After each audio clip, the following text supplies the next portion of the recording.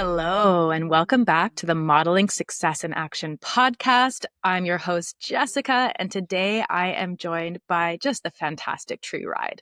So, Tree is a seasoned professional with an extraordinary journey that spans various domains, from fashion and film to marketing, and ultimately a thriving career in corporate transformation through her two businesses, the Burlington Hypnosis Center and Business Growth Results. Her profound understanding of human behavior and a unique blend of experience have shaped her into a guiding force for those seeking transformative success in the business world. Welcome, Tree. And thanks, Jessica, for having me. It's so weird having somebody talk about you and you're like, "Oh yeah, I do all that kind of stuff." It's like Yeah, right? interesting. Thank you That so is much for me. having me. This is exciting. Yeah, I'm really excited to have you on here. So, for those of you who are listening and want a little bit of context, Tree is another member of the Master Hypnotist Society as well. And she has actually just recently started taking on some more of the facilitation roles when it comes to training all of the people who are coming in. And so I've had a few really awesome opportunities to like get to be a part of those classes, get to experience them. And it really is, it's a different experience than the other trainers. Tree is very good at using her whole body and getting you to use your whole body to like have a physical experience to help shift that. So Tree, can you tell us a little bit about, your style and how you kind of have been weaving that into the life that you're using when it's one-on-one with clients and in this corporate setting? hmm Yeah, and one of the pieces, I love the way that you mentioned that it's a very much a whole body experience. And for us as human beings to actually change, it's a very important thing that we um, go past threshold. So when I'm teaching, whether it's corporate or with personal clients, I'm really observing what's happening with them and making sure that they're going beyond threshold. Because if we don't go beyond threshold, all of a sudden we're going back into old patterns. So when we go past threshold, we have proof that we could actually do something in a new way, right? So look at it. I was doing boxing for a while, and that really like pushed me past threshold. Because I am turning 50 this year. So like it was like something that I wanted to do to actually push myself, to force myself to have a new experience to see what my body is capable of. And as human behavior experts, as you are as well, and a hypnotist and an NLP practitioner, change worker, that you're really looking to see where it is that you can push or get people to push themselves past threshold so that they have that experience and they can just do it over and over again. Yeah. So for the people that are listening, context-wise, how will we know if we're going beyond threshold? What's the threshold anyway? Yeah, so there's little fear, right? It's a little fear or maybe even internal self-talk. Some people are like, well, they'll try to talk themselves out of it, right? Well, Mhm. can I do it? Well, I'm not sure. Why should I do it? Where the thing is us as human beings, we're here on this planet to learn.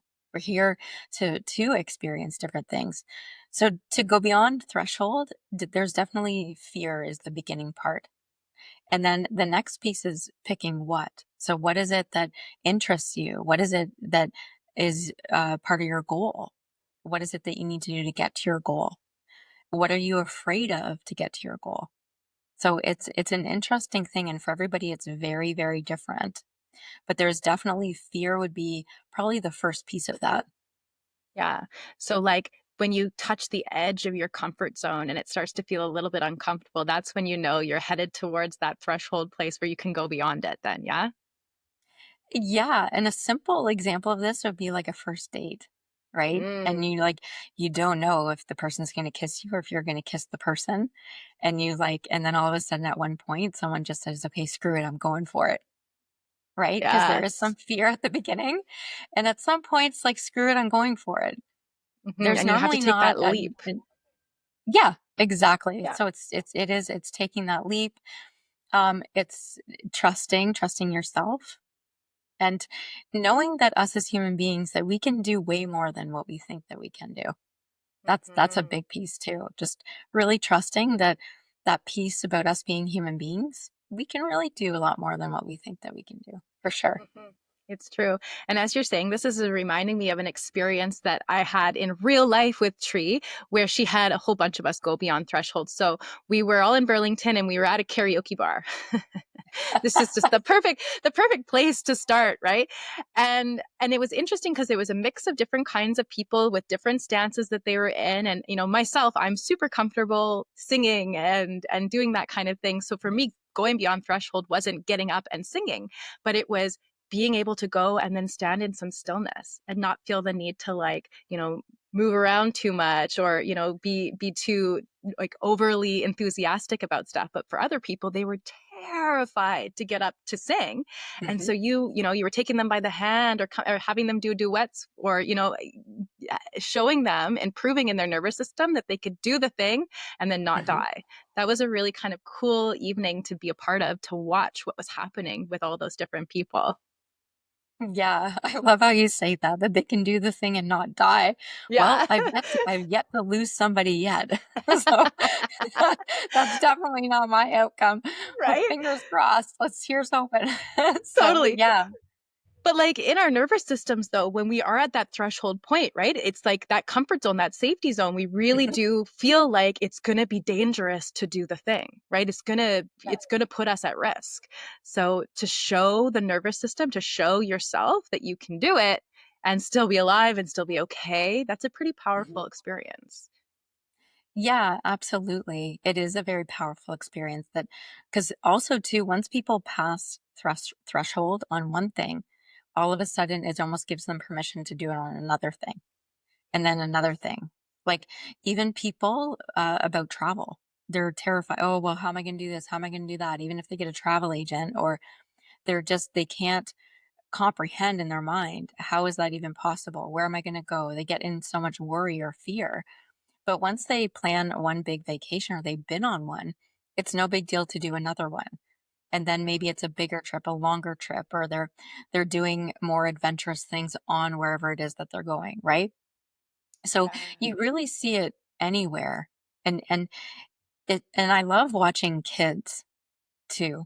Like I was like a second mom to my nieces and nephews, and I used to take them and sign them up for all of these different extracurricular things. And I can see the moment that they're like my uh middle nephew, he was going to parkour, and I can see the moment where he would get in his head. Like he'd be standing back and he'd like run and then do all these tricks and stuff. But there'd be a moment where he'd get into his head, and I'd be like, "Go!" And he'd just go, like, because it's what we call in hypnosis and neurolinguistics a pattern interrupt.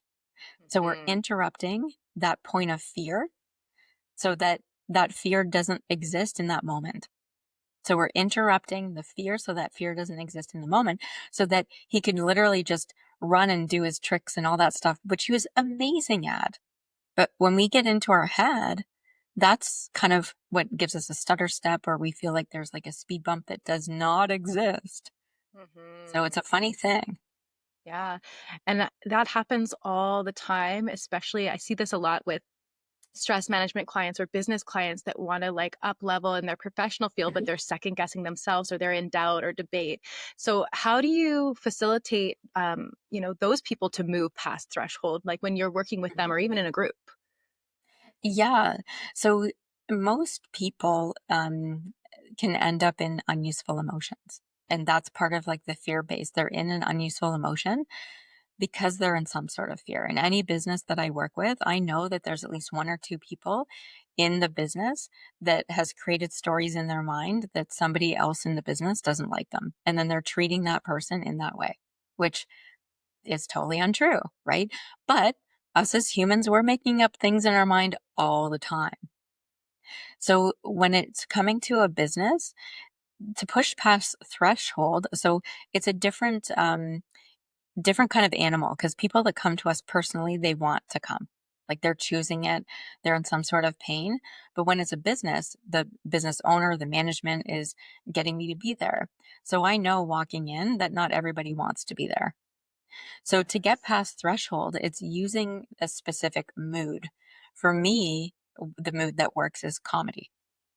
So I'll get everybody laughing at all kinds of different like archetypes or human behavior, and they'll be like, oh yeah, I'm like that. Oh yeah. And I'll have like really ridiculous like examples or tell stories about stuff and just make it really funny. So to get people through that fear piece, me personally, I use comedy. But it really is to go past threshold. It's like doing that fire walk and it's finding a way to do it. So with a business, there's always, if I'm showing up, there's something going on. I just like if the company's doing great or whatever, but there's some sort of pain that the business is going through. The big common themes right now is lack of productivity or people in imposter syndrome. They get in a lot of fear about and judgment in terms of if their management, how they're being viewed, because there's a lot of judgment, a lot of self judgment that's happening. So once you lay everything on the table and everybody's like, oh, huh, I am like everybody else, then it just puts everybody's barriers down. And then we can really teach them the tools and techniques that they need to learn in order to go forward and grow the business essentially. Yeah. It's interesting that like kind of leveling the playing field thing, I saw an interesting little like, meme about imposter syndrome because that comes out. It's like, the Mhm. hit like phrase these days. Like everybody's got imposter syndrome. And it was Yeah. like, you know, if everybody's an imposter, then, isn't it great that you get to have a slice of that scam? Like Oh everybody's my making God. it up. So like why feel bad Right. that you feel like you're making it up, right? If we're all doing it, if we Mhm. all get to make it up anyway, why not make it up the way you want it to be? Yeah, and the thing about that is like people I find they'll look at memes and they'll get quotes and they're like, "Oh yeah, this and that," but they don't do anything about it. So when we talk about going past threshold, it's an actual experience. So it's proof and that's what you and I do. We give people experiences in order for them to actually make the change. People do need proof, otherwise they'll default into talking themselves out of, right? Because the imposter syndrome comes in and be like, what about this? What about that? What about this? What about that? Oh my gosh. Right. And where it doesn't have to be that way at all. So, No, mhm. it really doesn't. So, could you give us an example of like a time that you've seen yourself or even a client move past the threshold so we can kind of imagine what this looks like?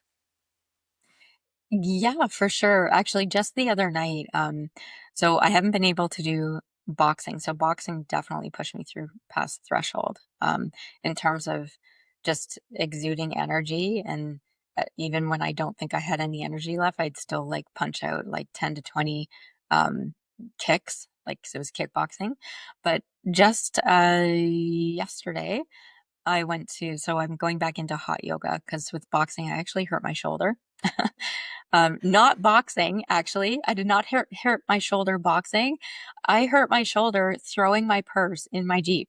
That's how I hurt my shoulder, not boxing. So, yeah, so I put my shoulder past threshold. But back to to answer your question.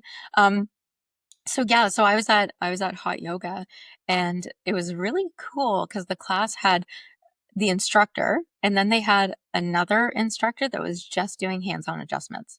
So it's the first yoga class that I ever went. Shout out to Power Yoga at Burlington. But oh my gosh, it was so cool. So anyways, the girl beside me, I guess she's part of the community there, and I just started going to this yoga place just to again to see where I could push my body past threshold, right? So I'm going to be 50 soon, very soon. And so I'm really testing my physical body to go past threshold. So I saw him kind of like do an adjustment and literally picked her right up off the floor when she was in like a forward fold. So basically folded her right in half and picked her up off the floor. So I'm like, so as he comes to me, I'm like, I want to try that. So he looks at me, he's like, yeah. I go, yeah, let's do this. So it's really just going for it, having a playful attitude, because if we put intensity on it, things are going to get hurt. And it's such a great metaphor when we talk about our bodies. If I got all tense when he was doing that, where it's more like a letting go, right? So just to be really clear, the process here If you want to go past threshold, then you want to like notice where the fear is at. You're either interrupting the fear or choosing a mood. It could be laughter, it could be fun, it could be adventure. Okay. It could be anything that makes sense. And then in a safe way, you're pushing yourself past threshold. So you're going and doing whatever it is that you want to do. And sometimes it might just be a small step just to experience it, right? Like if you wanted to go in like a hot air balloon, maybe you just go in and hang out and watch somebody go in the hot air balloon. Maybe that's the first step. Then maybe you're actually experience going into the basket and then going up X amount of feet. Maybe the next time you go X amount more feet or whatever it is. But it really is individual for everybody. Yeah. I'm glad that you mentioned like the safely going beyond and like the taking it step by step, because I can see where people would be like, let's just go all the way and really hurt themselves, more than just pulling a shoulder out of, out of alignment Yeah, or yeah. whatever, right?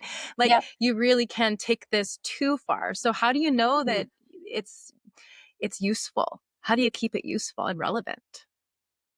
Well, and I think it's personable for anything. Like I was listening to another podcast and I forget who it was. Oh, it was one of the not George Bush or one of the older presidents. And he was like 90 and he went skydiving. Oh, wow. So I think it's really a personable thing, right? Like it really is, you want to check in with yourself. Does this make sense? Are you doing it in a safe way? Right? Like, so here's this 90-year-old going skydiving. I'm sure maybe he went tandem. He probably had like an extra chute on him. Like, I've been skydiving before too. But I'm sure all of the safety measures, as safety measures could be with skydiving, have been taken in place, right? So you do want to make sure that you're doing it safe and that it makes sense for you and your body, right? Like if say you have certain hip issues or knee issues or certain things, if you're doing any type of exercise, you're going to ask for guidance. You're also going to check into with your own body that you're feeling good. Also, too, if we end up in resentment about anything at all, so if we do not pass threshold and do the things that we want to do in our lives, we will end up in resentment. We could be in resentment about the people that did do it and we didn't do it. We can make up excuses about like, oh, well, they this, well, they that, well, they this, well, they that, where you just need to go out and have the experience. Otherwise, you are going to end up in unuseful emotions. And we see that all the time with people coming in for stress and anger management or things like that, right? Or you're getting in resentment about your environment or the things and people in your environment that are quote unquote getting in the way of you being able to go beyond threshold or get, Hmm. do what you want to do. Hmm.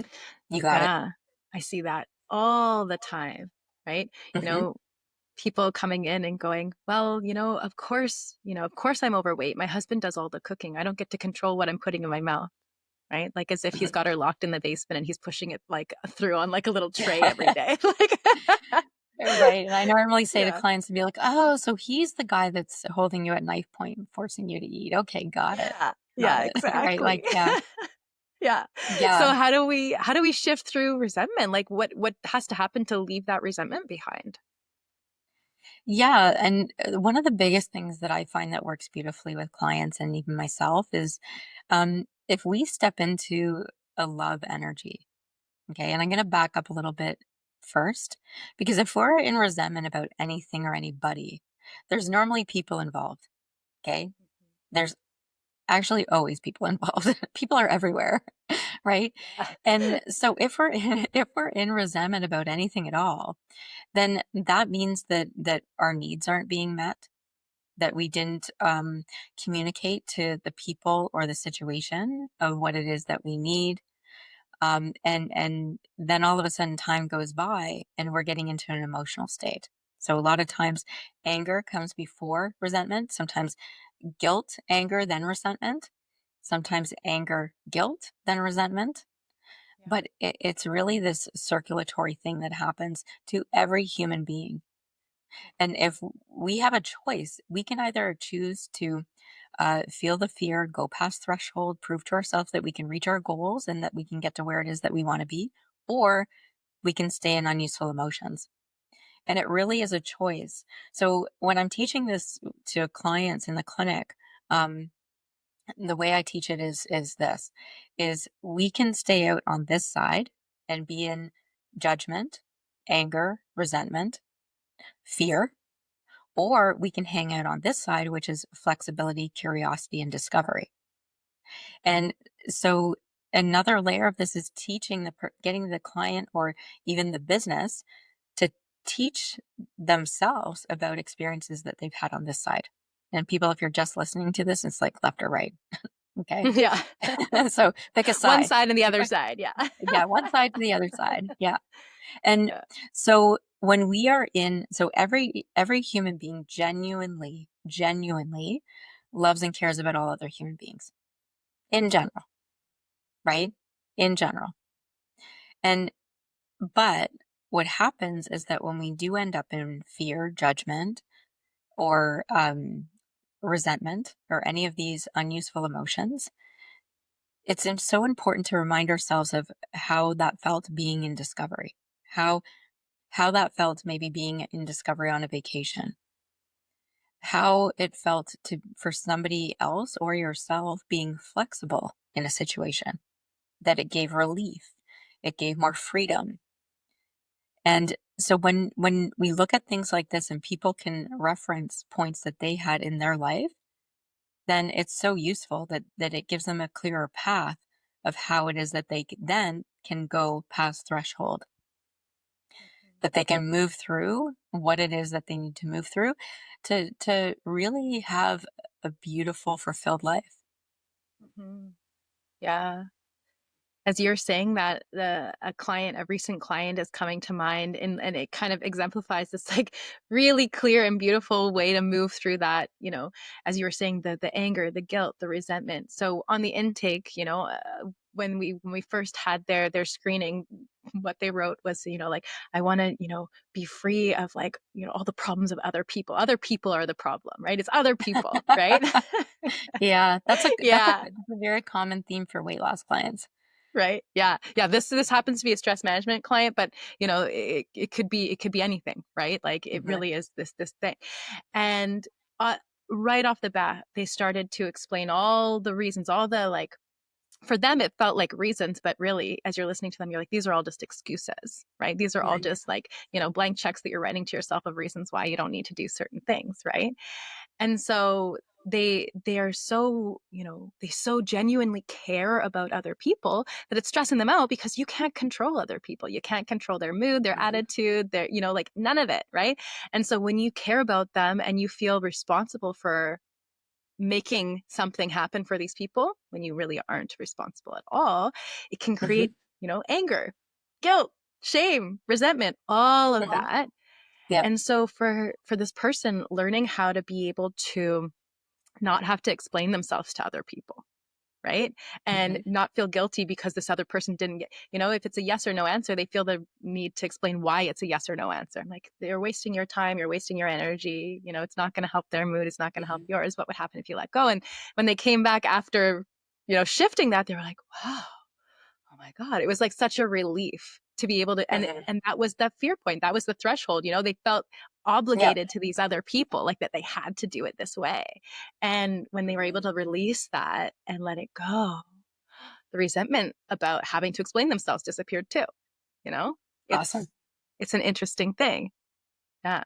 So I'm Yeah. sure lots of people can have an experience like that. As I'm explaining that, where is that true in your life, listeners? Right? Yeah. Yeah. Yeah, exactly. And it's interesting because it's like going past threshold away from, whereas some of the examples that I gave is towards, Yeah. right?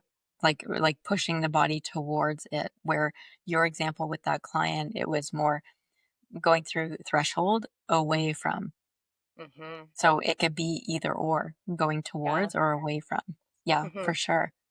And isn't it interesting how each can feel equally risky, right? Oh, yes. And Yeah. I love the look on your face when you said that. Yeah. Isn't it Yeah. interesting that they can both be equally Yeah. risky? I love it. I love it. Yeah. Oh man. Okay, so for the people that are listening here, is there anything else that you want to leave them with as they're starting to kind of pattern interrupt themselves, catch, these places, these edges where the fear is so that they Mhm. can start to take themselves beyond threshold? Yeah, I would start off with having a clear outcome, a clear goal, and then reverse engineer it. And what that means is like, so you're looking at your goal and you're writing down your goal or drawing it out or getting pictures or however it is that you want to articulate what your goal is. And you want to have a very clear, well-formed goal or outcome. Then, as you're reverse engineering, what are the steps you need to do to get to that outcome?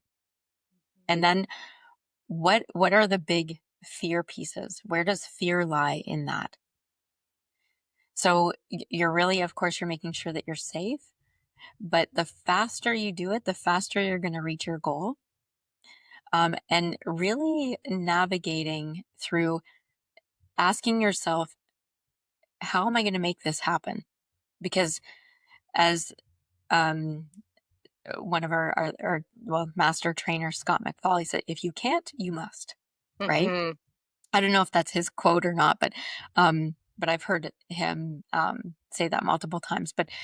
And it's really having that mood or attitude. If you can't, you must. Because otherwise, you're spending your entire life in unuseful emotions. And that's not why we're here as human beings. We're here to really live, to really have the journeys that we want, to have the goals, to have the diversity of that any human being can accomplish anything at all. Right. Like, um, I just really quickly, I can tell you this really short story. So, on my podcast, I had a radio host and she's Italian and she was telling me about her family. And so was she was born here in Canada, but her dad and her mom had two kids in Italy. So, and this is in like the 1940s, 1950s. So think about what we're talking about now in terms of human change and what people were capable of to pass threshold. So here's somebody, zero internet, zero anything, like barely phones, took a boat to New York. So the dad took a boat to New York, figured his way up to Toronto. 2 years went by. Her mom, with two kids, took a boat to New York and navigate up to Toronto. Like, so it's really, I want to add, it's about trusting. So trusting that everything will just work out, or even if there's different things that go sideways, that it's part of the adventure. Yeah. Because, yeah, it's very interesting to think about that. Like if someone said to you, Jessica, hey, you know what? With zero internet and zero cell phone, zero nothing, you're going to figure out how to get to New York, get on a boat, and then go to Italy. Yeah. Like, how does that make you feel? Right. I mean, automatically, it's like, wow, it feels like this huge, insurmountable task. Like, how Mhm. does one even book a ticket without the internet these days? Right? Right. Yeah. Well, and Yeah. the big piece is that back then and still today, but we just don't realize it, that people love helping other people. Like like everyone listening to this has gone somewhere and asked somebody like where something was and they're like, "Oh, it's just here." Like they're happy to help. And that's just how it was. Everybody's just happy to help and you just ask where to go, what to do. And so it's really about trusting more in that. So if you're listening to this and you want to go past threshold, talk to people. Really talk to the people that have already done what you want to do Mhm. and get to know them. Take them out for coffee. Yeah. Start to model them. Yeah. Yeah. Yeah. Yeah. And it's interesting because when you're that dichotomy of like over here is the fear and over here is the flexibility, but it's fear on one side, flexibility and faith, trusting, Yep. right? On the other side. Love. You Yep. love, exactly. And what is love other than faith, right? Yep. Yeah, exactly. Oh, well, I think that's a beautiful place to end it on. So thank you so much for being here, Tree. If anyone wants to get a hold of Tree, I'm going to put all of her details below. She's has her own podcast as well that is full of just some really fantastic tidbits. So be sure to tune into that as well. And If you want to see her in person and you're in Ontario, she's at the Burlington Hypnosis Center, and she's also available for in-person talks at with business growth results. Maybe she travels. I'm not sure. Up for discussion, reach out to Tree. Oh, So I do travel. I do travel. I travel well. I travel well. amazing. Yes, I bet. Yes. So book her for all your tropical workshops and vacations and retreats too. For all your human behavior needs. Definitely. Well, thank Exactly. you so much, Jessica, for having me. It's been a blast. It's always lovely seeing your gorgeous face and to connecting with you. And I'm looking forward to seeing you in May. May. Yeah. Yeah, I'm headed out to Burlington again at the end of next month for some more trainers training. We're going to get to see the awesome Scott McFall in person, which is a rare treat. So it was really awesome having you here today, Tree. I look forward to seeing you soon. And I hope everybody who tuned in today really is able to start to take themselves past threshold.